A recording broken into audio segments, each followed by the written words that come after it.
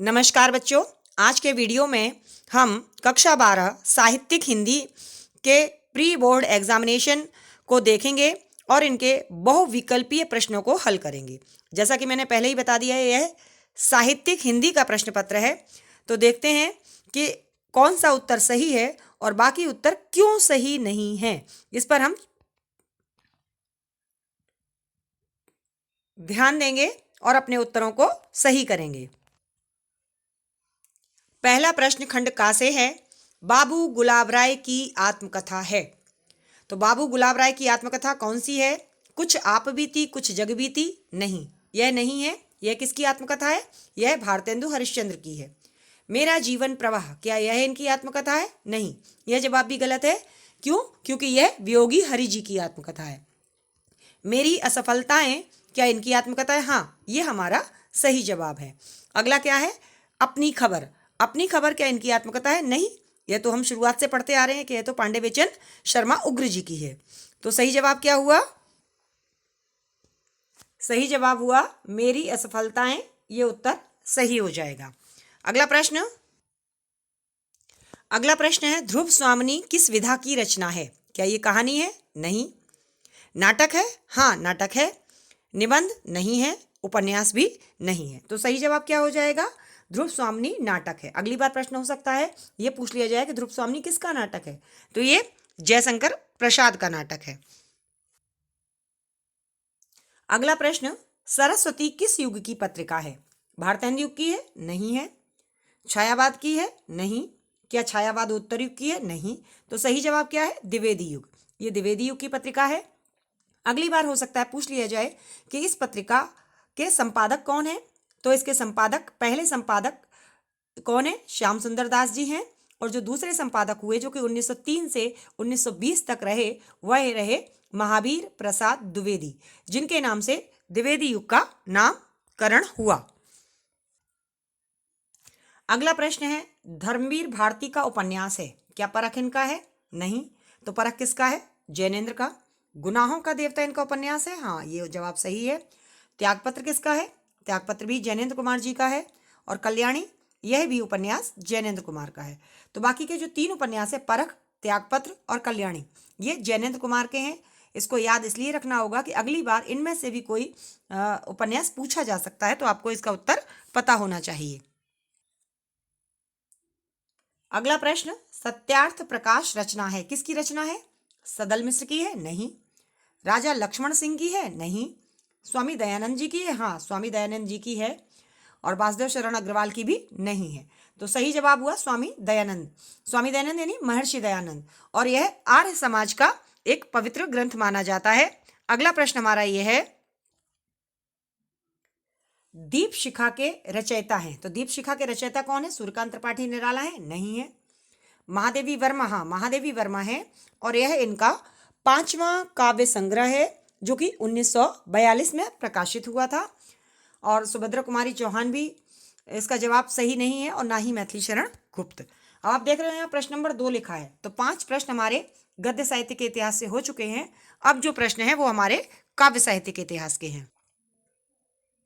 ये प्रश्न है हमारा अगला, लोकायतन कृति के रचनाकार कौन है? सुमित्रा नंदन पंत, हाँ है। जयशंकर प्रसाद नहीं है, मैथिली शरण गुप्त भी नहीं है, और माखनलाल चतुर्वेदी भी नहीं है। तो सही जवाब हमारा क्या है? सुमित्रा नंदन पंत। अच्छा, ये इनकी क्या है, इसकी मतलब विधा क्या है? तो इसकी विधा है महाकाव्य।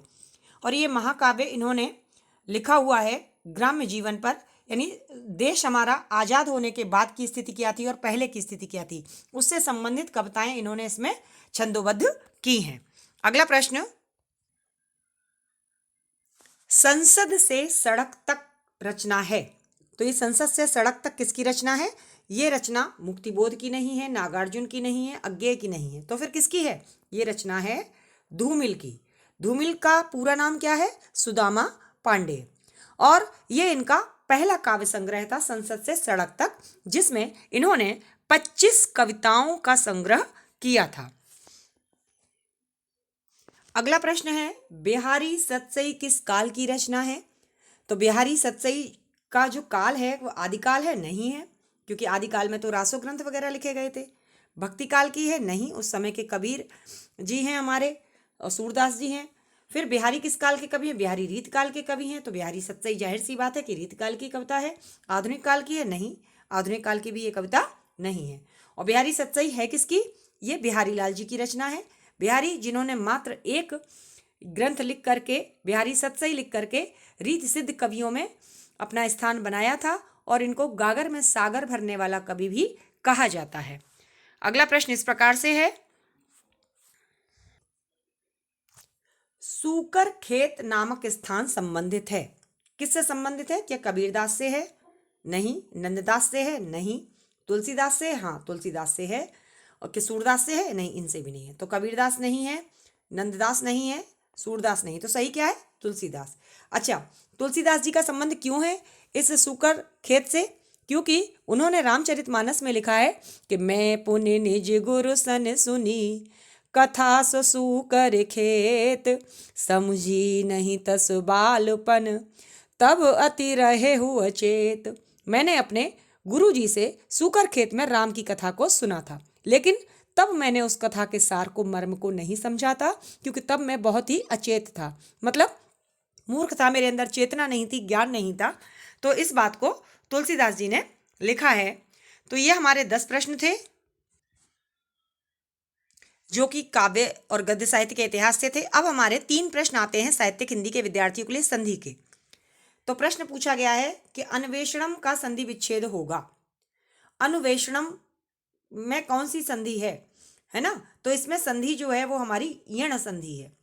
यण संधि में क्या होता है कि इको यड़ची जिसका सूत्र होता है कि ई उ री री के बाद यदि कोई असमान स्वर आता है तो ई का परिवर्तन या में, उ का वा में, री का रा में और री का ला में। तो यहाँ देखिएगा वा दिखाई दे रहा है हमें, और यहाँ पे इस तरीके से अनुवेशणम दे दिया गया, अनुषणम दे दिया गया, अनएषणम दे दिया, ये तीनों ही गलत हैं। तो सही क्या होगा? सही होगा अनुएषणम। और ये क्यों सही होगा? क्योंकि जब हम इसका संधि विच्छेद करते हैं तो अनुधन एषणम, अनु में क्या आया? उ आया। उ के बाद अगला स्वर हमारा क्या है? अगला स्वर है ए। तो उ के बाद असमान स्वर आ गया, तो उ का परिवर्तन किस में होना है? उ का परिवर्तन हो जाता है वा में। और ना यहाँ पे जो है हमारा अनु का ना, वो कैसा हो जाएगा? आधा, क्योंकि स्वर की सहायता से ये बोला जाता है। और अगला क्या है? ए। तो ए का जैसे ही हम इसमें स्वर लगाएंगे वैसे ही हमारा ये जो हलंत है ये हट जाता है, और बाद में उतार लेते हैं किसको? क्षणम को। तो अन्वेषणम शब्द इस तरीके से हमारा संपन्न होता है। तो इसमें हमारी कौन सी संधि होगी? इसमें हमारी पहली वाली संधि सही होगी। अगला प्रश्न, अगले प्रश्न में पूछा गया कि ग्रामे अपि का संधि विच्छेद होगा। ग्रामेपि, तो ग्रामेपि में कौन सी संधि है? ग्रामेपि में है पूर्व रूप संधि। पूर्व रूप संधि कहाँ होती है? जहां पूर्व के स्वर के अनुसार बाद वाला स्वर भी उच्चरित किया जाता है, उसको पूर्व रूप संधि कहते हैं। इसका सूत्र क्या है? इसका सूत्र है एंग पदांतात अति। यानी एंग में क्या होता है? ए और ओ के बाद यदि ह्रस्व आ आए तो उसका पूर्व रूप हो जाए। तो यहां पर हम देख रहे हैं किसी में भी एक ही मात्रा नहीं लगी है, सब ऐसे ही हैं। तो सही क्या होगा हमारा? सही जवाब होगा ग्रामेपि। ग्रामे धन अपि। और इसका जो आ था इसका रूप ले अवग्रह का निशान बन गया, और हम इसको क्या पढ़ेंगे? हम इसको पढ़ेंगे ग्रामेपि। सही उच्चारण यह होगा। अगला प्रश्न है हमारा, तच्चौरः का संधि विच्छेद क्या होगा? तो तच्चौरः ये हमारी संधि है कौन सी? व्यंजन संधि। व्यंजन संधि के अंतर्गत भी कौन सी? शुचित्व संधि। शुचित्व संधि जिसका कि सूत्र है स्तो स्तुनः इश्चुः। यानी कि इसमें क्या होता है? इसमें यह होता है कि यदि सकार या तवर्ग के बाद क्या आ जाए? सकार के बाद ये शलगम वाला सा आ जाए, शकार आ जाए, या तवर्ग के बाद क्या आ जाए? चवर्ग आ जाए, यानी चाछा जझा। तो क्या होता है? सा का परिवर्तन तो इस शा में हो जाता है, और तवर्ग का परिवर्तन किस में हो जाता है? चवर्ग में हो जाता है। अब यहाँ पे आप देखिएगा, यहाँ तच धन चौरह ये हमारा गलत लिखा हुआ है। क्यों गलत है? क्योंकि चा आ रहा है। यहाँ तह धन चौरह ये भी गलत है, यहाँ भी तचन चौरह ये भी गलत है। तो सही क्या होगा? सही नियम के अनुसार हमारा होगा तत धन चौरह। क्या हो जाएगा? तत धन चौरह। ये देखिए ये ता है, और तकार के बाद ये च वर्ग आ गया। तो इसके कारण क्या होगा? ये जो तकार था इसका परिवर्तन किस में? चा में कर दिया हमने, और बाद में चौरह उतार लिया। तो हमारा सही शब्द क्या बनेगा? तच्चौरः। कौन सी संधि होगी? ये संधि होगी शुचित्व संधि। सूत्र क्या है? स्तो, स्तुनः, इश्चुः।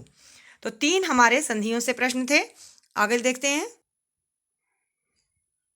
अगला प्रश्न हमारा प्रत्यय से है। 2 नंबर के प्रत्यय आते हैं। यहां लिखा हुआ है गतः शब्द में प्रत्यय है। अब गतः शब्द में कौन सा प्रत्यय है? तो ये प्रत्यय का हमें भेद पढ़ चुके हैं हम शायद क्लास में भी। तो तव्यत में तो तव्य शेष रहता है, तो तव्य हमें यहाँ दिखाई नहीं दे रहा है, ये गलत हो गया। अनियर में अनीय शेष रहता है, तो यहाँ अनीय शब्द भी नहीं दिखाई दे रहा है, इसलिए ये वाला भी गलत हो गया। कित्वा जो प्रत्यय है उसमें त्वा शेष रहता है, तो यहाँ त्वा भी नहीं दिखाई दे रहा। तो सही जवाब हमारा क्या हो जाएगा? कित प्रत्यय। आधा का और ता। इसमें पुल्लिंग, स्त्रीलिंग, नपुंसकलिंग तीनों के लिए ही अलग अलग शब्द बनते हैं। जैसे पुल्लिंग का है तो गतः, स्त्रीलिंग का होता तो गता, और नपुंसकलिंग का होता तो क्या बनता? गतम। अगला प्रश्न हमारा इस प्रकार से है। प्रभुता में प्रत्यय है। प्रभुता में कौन सा प्रत्यय है? तो प्रभुता में हमारा त्व प्रत्यय नहीं है। क्यों नहीं है? क्योंकि त्व होता तो प्रभुत्व शब्द बनता। कित प्रत्यय नहीं है। क्यों? अगर कित प्रत्यय होता तो प्रभुतः शब्द बनता, वो भी नहीं बना। तल प्रत्यय है, हाँ, तल का ता हो जाता है स्त्रीलिंग शब्द बनाते समय। कित्वा प्रत्यय भी नहीं है क्योंकि यहाँ त्वा भी नहीं है। तो ये भी गलत है, ये भी गलत है, ये भी गलत है। सही क्या है? तल प्रत्यय। अच्छा, अगर यहाँ पर त्वा प्रत्यय होता तो शब्द क्या बनता? प्रभुत्व। अच्छा, त्वा और तल ये जो प्रत्यय हैं ये दोनों ही हमारी बनती हैं, लेकिन पुल्लिंग के शब्दों में त्वा प्रत्यय लगाते हैं और स्त्रीलिंग का शब्द जब हम बनाते हैं तो उसमें तल प्रत्यय लगाते हैं। तो सही जवाब हमारा क्या हुआ? प्रभुता में तल प्रत्यय है। अगला प्रश्न हमारा किससे है? समास से है। 2 नंबर के समास के प्रश्न आते हैं हमारे। यथाशक्ति में समास है। तो यथाशक्ति में कौन सा समास है? क्या कर्मधारय समास है? नहीं है। अव्ययीभाव समास, हाँ, ये अव्ययीभाव समास हो सकता है। द्विगु समास तो संख्यावाची होता है, इसलिए ये भी नहीं है। तत्पुरुष समास भी इसमें नहीं है। तो अव्ययीभाव समास क्यों है? अव्ययीभाव समास इसलिए है कि अव्ययीभाव समास में पहला शब्द अव्यय होता है। ये जो यथा शब्द है ये अव्यय है। और इसका अर्थ क्या बनेगा? जब हम इसका विग्रह करेंगे तो बनेगा शक्तिम अनतिक्रम्य, शक्ति के अनुसार। इसलिए हमारा ये समास सही हो जाएगा। अगला प्रश्न समास सही है, क्या है? मुख कमलम में समास है। अब मुख और कमल, यहाँ 2 चीजें दिख रही हैं, और मुख रूपी कमल यानी मुख रूपी कमल, ये यहाँ पे अर्थ होगा। तो कर्मधारय समास हमारा यहाँ पर सही उत्तर होगा। अव्ययीभाव क्यों नहीं होगा? क्योंकि अव्ययीभाव समास के हिसाब से यहाँ कोई शब्द अव्यय नहीं है। द्वंद्व क्यों नहीं होगा? क्योंकि द्वंद्व में दोनों की ही प्रधानता रहता ही है, तो यहाँ ऐसा भी नहीं है। बहुब्रीहि समास क्यों नहीं होगा? क्योंकि बहुब्रीहि समास में अन्य पद की प्रधानता रहती है। तो सही जवाब हमारा हो जाएगा कर्मधारय। कर्मधारय में क्या होता है? विशेषण, विशेष्य, उपमान और उपमेय, ये दोनों ही कर्मधारय समास में होते हैं। तो यहाँ मुख रूपी कमल यानी कि विशेषता बताई गई है कि मुख जो है उसमें अभेद आरोप कर दिया गया है। अगर हम अलंकारों की दृष्टि से यहाँ देखेंगे तो रूपक अलंकार होगा, लेकिन अगर समास की दृष्टि से देखेंगे तो यहाँ पर कर्मधारय समास सही उत्तर है। अगला प्रश्न, त्वम कस्मिन् विद्यालये पठसि। यहाँ पे क्या पूछी गई है? विभक्ति। आपकी 2 नंबर की विभक्तियां भी आती हैं। तुम किस विद्यालय में पढ़ते हो? तो किस विद्यालय में, जब आप यहाँ देख रहे होंगे विद्यालय में भी सप्तमी विभक्ति है और उसका विशेषण भी वही बनता है। कस्मिन में भी सप्तमी विभक्ति है। तुम किस विद्यालय में पढ़ते हो, तो कारक चिन्हों के अनुसार सप्तमी विभक्ति हमारी अधिकरण में आती है, तो इसलिए यहाँ पर सही विभक्ति कौन सी हो जाएगी? सप्तमी विभक्ति हो जाएगी। अगला प्रश्न इस प्रकार से है, महिला कूपात जलम आनयति। महिला कुएं से जल लाती है। तो यहाँ पर कौन सी विभक्ति पूछी गई है? तो अच्छा, कुएं से जब जल लाया जाएगा तो वो क्या हो जाएगा? कुएं से जल अलग हो जाएगा। तो इसमें तृतीय विभक्ति नहीं होगी, द्वितीय भी नहीं होगी, षष्ठी भी नहीं होगी। तो सही जवाब क्या होगा? सही जवाब होगा पंचमी विभक्ति। पंचमी क्यों होगी? क्योंकि पंचमी विभक्ति का एक सूत्र है ध्रुवम अपाये अपादानम, अर्थात जब कोई चीज स्वयं से अलग होती है तो अलग करने वाले में पंचमी विभक्ति लग जाती है। तो जल किससे अलग हुआ? कुएं से। तो इसलिए कुपात में हमारी विभक्ति सही कौन सी हुई? पंचमी विभक्ति। तो बच्चों ये करीब हमारे 10 प्रश्न तो उसके हो गए थे हमारे, और उसके बाद में 3 नंबर संधि के हो गए 10 और 3 13, 2 नंबर हमारे प्रत्यय से हो गए 15, 2 नंबर समास से हो गए 17 और 2 नंबर हमारे विभक्ति से हो गए 19 नंबर। तो ये 19 नंबर थे जो कि हमने बहुविकल्पीय प्रश्न में समझे। और अगर इन प्रश्नों को हमारा कॉन्सेप्ट क्लियर होगा तो हमें आसानी से 19 नंबर मिल जाएंगे। एक एक बूंद से घड़ा भरता है, तो हमें ये ध्यान रखना चाहिए कि ऐसे प्रश्नों को गलत नहीं करना चाहिए। मिलेंगे अगले वीडियो में, तब तक आप पढ़ते रहिए, अपना ध्यान देते रहिए प्रश्नों पर, और प्रश्नों को जब भी पढ़ें तो व्याख्या के साथ पढ़ें, जिससे कि आपकी तैयारी अच्छी हो सके। तब तक के लिए नमस्कार।